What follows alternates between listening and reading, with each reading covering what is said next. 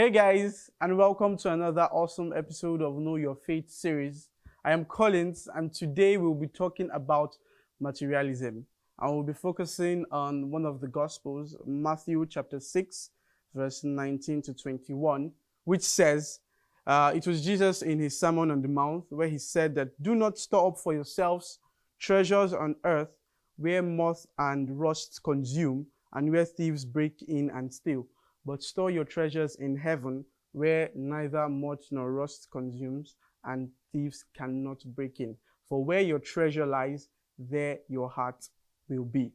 Now, it's almost confusing because just if you check earlier chapters to this particular verse, you would see that Jesus tells his apostles to pray for your daily needs. Pray to God for your daily provisions. So then, how do we now say that we should not store up things?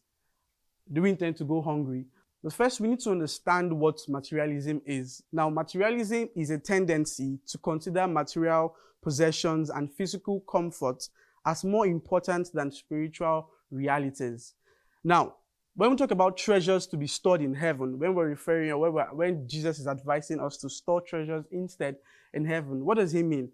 He's talking about things that are worthy in God's coming kingdom, such as justice, opportunity for everyone to be productive, provision for everyone's needs, and respect for the dignity of human persons. So the question will be now: is it wrong to actually try to save for future use, or have a very good retiring portfolio, or just try to save for the future? How do we strike the balance? Is that wrong?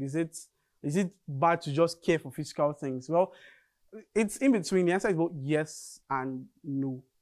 It's no is coming from the fact that if you check other verses of the Bible and even the earlier chapters of Matthew, where Jesus tells his apostles to continue to pray to God for their daily provisions.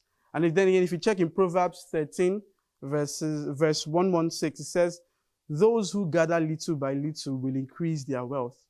In the same Proverbs 13, it says, "The good leave an inheritance for their children."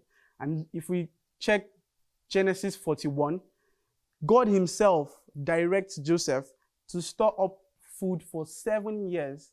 So that is God telling, if you remember the story of Joseph, the 7 years of famine and then the other 7 years of great bounty, God told Joseph to store up for those 7 years, the rainy days to come. So then how do we now say that trying to keep material things is wrong? So it's not entirely wrong, but then again, where we draw the line, or where we can say that it is bad, is where we warming up to the later part of the verse, where it says, "Where your treasure lies, there your heart will be." There's a tendency to begin to look into material things and take them more serious or more important than the spiritual things when you begin to acquire this wealth. So it's important to understand and to draw that line, to know that, okay, I need to know that it's fine for me to save for the future, and it's okay for me to try to plan for my children. Nobody wants their kids to suffer. So it's fine and good for you to try to have that plan. But it becomes a problem where you begin to carry these things, where you begin to carry them more than they become like gods to you.